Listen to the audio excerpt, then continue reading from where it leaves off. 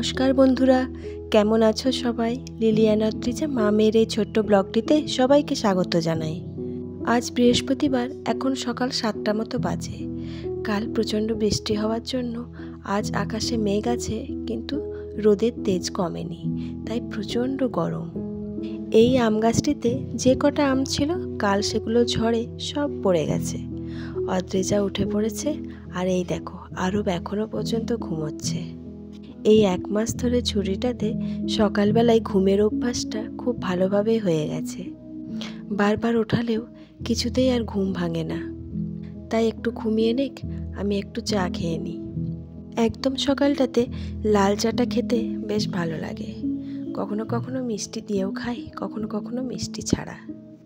তবে দেখবে চায়ের নেশা হয়ে গেলে সেটি কিন্তু খুব খারাপ। চাটা নিয়েই আমি সোজা চলে এসেছি ওপরে। এই জামা কাপড়গুলো আয়রন করতে হবে, তাই জড়ো করে রেখেছি। আর এই দেখো, এদিকে অ্যাশ কালারের, এটা হচ্ছে মেঘলা। অনেক দিন আগেই কেনা ছিল, কিন্তু কাটা হয়নি। আজকে এটা সুন্দর করে কেটে নিলাম। মেঘলা দেখবে 3টে পার্টে বিভক্ত, যদি কাটাটা একটুও ভুলভাল হয়ে যায় তাহলে পুরো জিনিসটাই নষ্ট হয়ে যাবে। এই হলুদ রঙের মেঘলাটা মা আসাম থেকে অদ্রিজার জন্য কিনে এনেছিল। এটা দেখেই এই মেঘলাটা আমি কেটে নিলাম। এই মেঘলাটার প্রত্যেকটা পার্ট পিকো করতে হবে, না হলে সব সুতোগুলো বেরিয়ে যাবে। এই মেশিনটা এই কিছুদিন আগে নিয়ে আসা হলো। এই যে আমার চা রাখা আছে, চাটি খেয়ে পরই এগুলি পিকো করতে বসবো। মাঝে মাঝে জিনিসগুলো জ্বালালেও ঠিক থাকে, তাই এখন গরমের ছুটি, ভাবছি চা খেয়েই একটু সেলাইটা করে নিই। সকালবেলাটায় আরব এখনও ঘুমোচ্ছে, অদ্রিজা পড়তে বসেছে, তাই ভাবলাম এই সময়টা ফাঁকা, এই সময়ে সেলাইয়ের কাজটা করে নেওয়া যাক। সেলাইটা করে নিয়ে রেডি হয়ে একটু বেলা করে বেরোবো বাজারে। সেলাইটা করে আর বাড়ির কিছু কিছু কাজ করেই রেডি হয়ে বেরোবো একটু বাজারে। আজ কয়েকটা জিনিস কেনার আছে, তাই বেরিয়ে পড়েছি। তবে বাজারে যাওয়ার পথে একটা জায়গায় তোমাদের নিয়ে যাব। সেটা হয়তো তোমরা কেউ কেউ দেখেছো, আবার কেউ কেউ দেখোনি। জায়গাটা কিন্তু খুবই সুন্দর, আর যে যে জিনিসগুলো তোমাদের দেখাবো সেগুলো কিন্তু খুবই পুরাতন, আর আস্তে আস্তে সেগুলো একদম নষ্ট হয়ে যাচ্ছে। এই দেখো, আমরা পৌঁছে গেছি সেই জায়গায়। তোমরা দেখতে পাচ্ছ কত বড় বড় মেশিন লোহার রডের মতো উপর দিক থেকে নিচে, নিচ থেকে উপরে লাগানো আছে। এইগুলো হচ্ছে দামোদর নদ থেকে বালি তোলার মেশিন। আমাদের বাজার থেকে খানিকটা দূরেই এই জায়গাটি। তো আমার মনে হলো এই জায়গাগুলো আমি কখনো আসিনি, তাই একবার এসে দেখা যাক। বড় বড় লোহার রড, বড় বড় শেকল, সব কিছু নষ্ট হয়ে যাচ্ছে। একদিন এই জায়গাটায় প্রচুর পরিমাণে বালি তোলা হতো আর রাখা হতো, আর সেগুলো দিয়ে সমস্ত ঘর বাড়ি তৈরি করা হতো। কোথার থেকে তোলা হতো চলো সেই জায়গাটা তোমাদের দেখাচ্ছি। আস্তে আস্তে আমি সেই জায়গায় নামছি।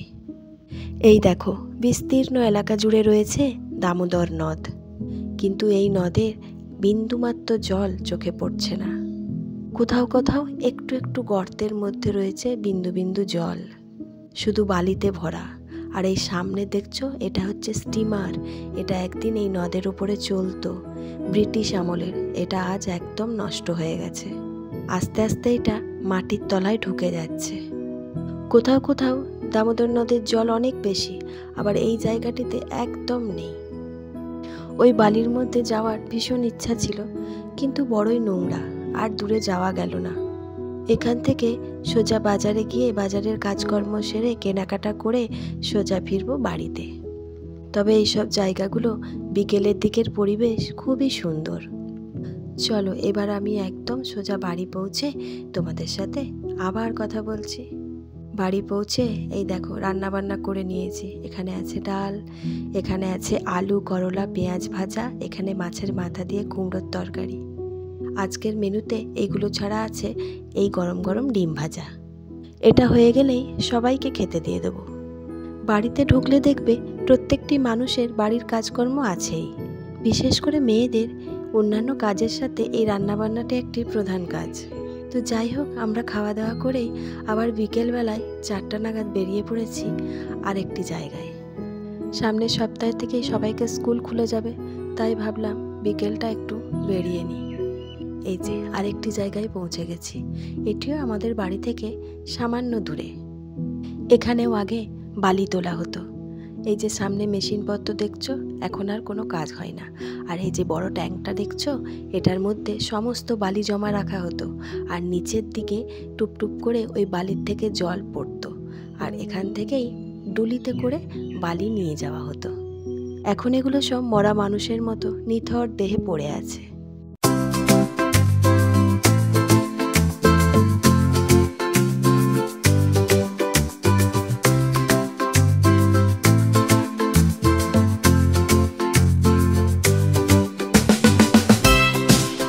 একটা সত্যি কথা কি জানো তো, তোমাদের সাথে সাথে আমিও এগুলো খুব সামনে থেকে দেখছি।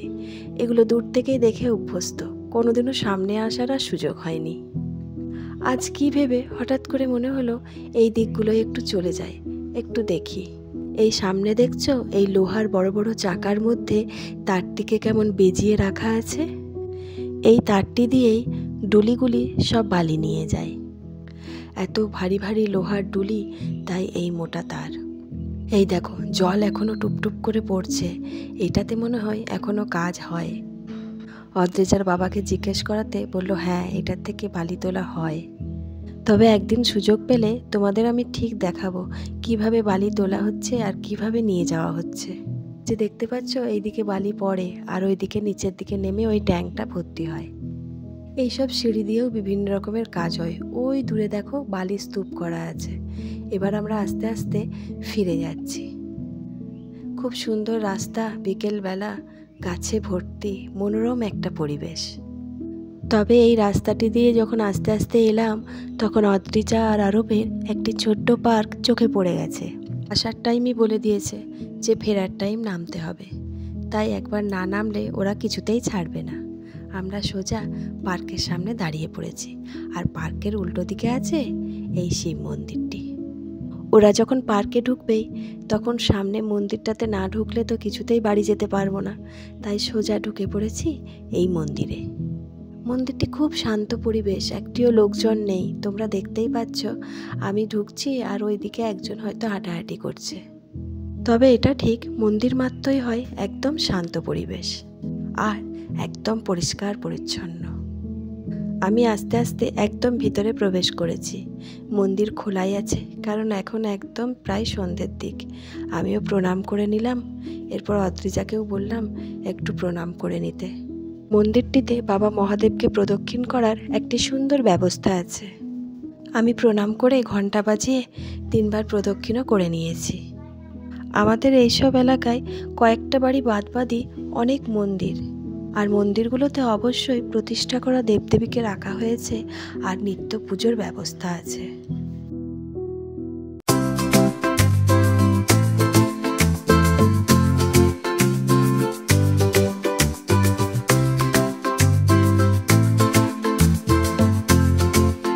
মূল মন্দিরটি ঢোকার দুপাশেই দুটি কলা গাছ পোতা আছে, আর কলা গাছে ধরে আছে এক থোক করে কলা। তোমরা দেখবে যে কোনো শুভ অনুষ্ঠানে দরজার দুপাশে বা ঠাকুর মন্দিরের দুপাশে দুটি কলা পাতা কিংবা একটি করে গাছ পুঁতে রাখা হয়। তেমনি এই মন্দিরটাতে এমন গাছ পোতা আছে যে একদম থোকা থোকা কলাও ধরে আছে। এবার আমি আস্তে আস্তে মন্দির থেকে বেরিয়ে পড়ছি। বেরিয়ে পড়ে তার বাড়ি যাওয়ার উপায় নেই, সোজা এবার ঢুকবো পার্কের মধ্যে। আরোবার অদ্রিজা অনেকক্ষণ আগে ঢুকে পড়েছে। এবার পার্কের মধ্যে ঢুকে ওদেরকে খুঁজে বেড়াচ্ছি। পার্কের মধ্যে দেখো কত মানুষ বসে আছে, আর মন্দিরটা ছিল একদম জনশূন্য। এখন আমি শুধু আরোবার অদ্রিজাকে খুঁজে বেড়াচ্ছি। সব ছেলেদের দেখতে পাচ্ছি, ওদের আর দেখতে পাচ্ছি না। হ্যাঁ, এইবার এই দিকটাতে চোখে পড়েছে, ওরা ওই দোলনায় দোল খাচ্ছে।